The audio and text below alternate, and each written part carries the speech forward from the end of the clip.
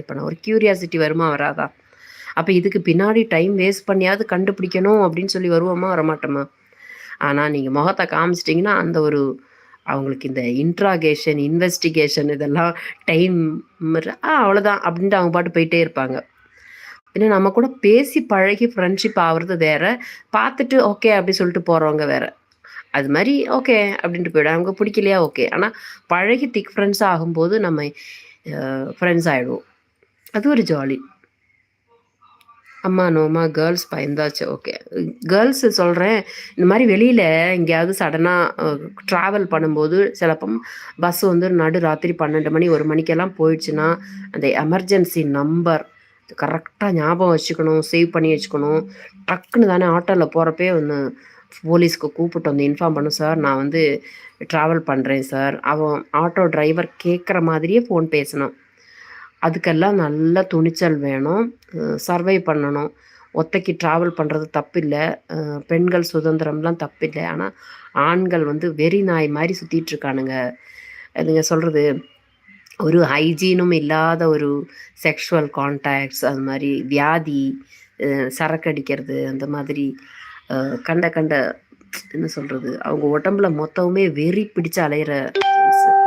So அவங்கெல்லாம் வந்து திரியறதுனால அது அனிமல்ஸ்க்கு துல்லியமாக இருக்காங்க. ஆமாம். அதனால் லேடிஸ் தான் அந்த மாதிரி அனிமல்ஸ் கிட்ட வந்து இப்போ புலி வருது.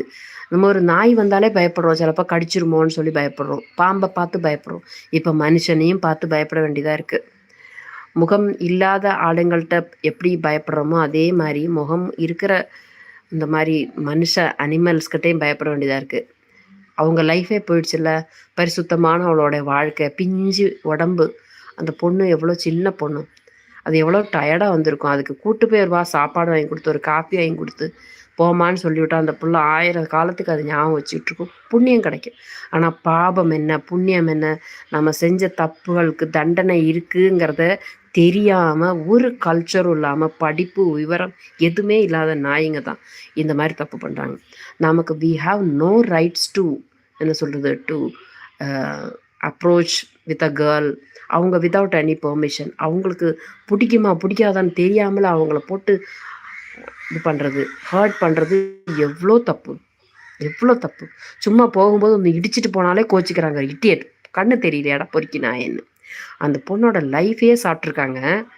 அப்போ எவ்வளோ பெரிய தப்பு பண்ணியிருக்காங்க. பாவம் புண்ணியத்தை பற்றி தெரிஞ்சுக்காமல் ஜோசியர்கிட்ட போய் பரிகாரம் பண்ணிக்கிறது, பாவ மன்னிப்பு கேட்குறது, என்னத்தை பெருசாக என்ன பிடிங்கிற போகிறா அப்படின்னு சொல்லிடுற மாதிரி உதாசீனம். மனுஷங்கள்கிட்ட வேணால் சேலஞ்ச் பண்ணலாம், ஆனால் கடவுள்கிட்ட சேலஞ்ச் பண்ண முடியாது அவங்களால. அவங்களுக்கு கண்டிப்பாக தண்டனை உண்டு. ஆமாப்பா, ஆமாம். சென்னையில் நடந்த இன்சிடெண்ட் பார்த்தா கேட்டு தான் சொல்கிறேன். மாதிரி எல்லாத்துக்குமே இந்த நம்ம ஒரு ஆளுங்கிறப்போ அது ஒரு ஆத்மா. அந்த ஆத்மாக்குள்ளே இருக்கிறது ஒரு கோவில். அந்த கோவிலில் தெய்வம் இருக்குது. எல்லாரும் மனசுக்குள்ளேயும் தெய்வம் இருக்குது.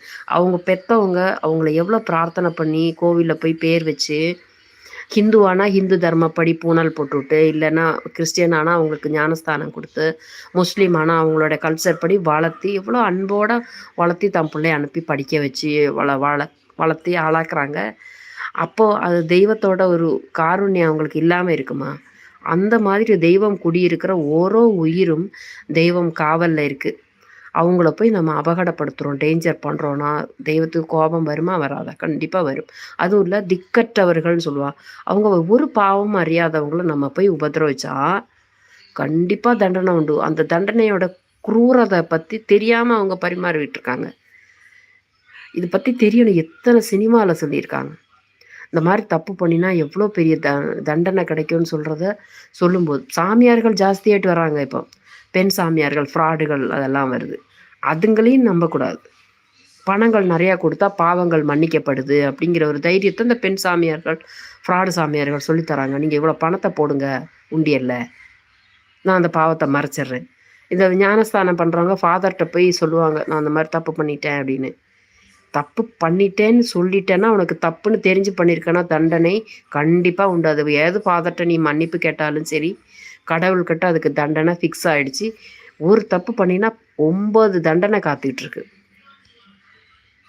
அம்மா பார்த்தீங்களா அம்மா, உலகம் எவ்வளோ கேவலமா பாவ புண்ணியத்த பத்தி ஒரு அவேர்னஸ் இல்லாம இருக்காங்க.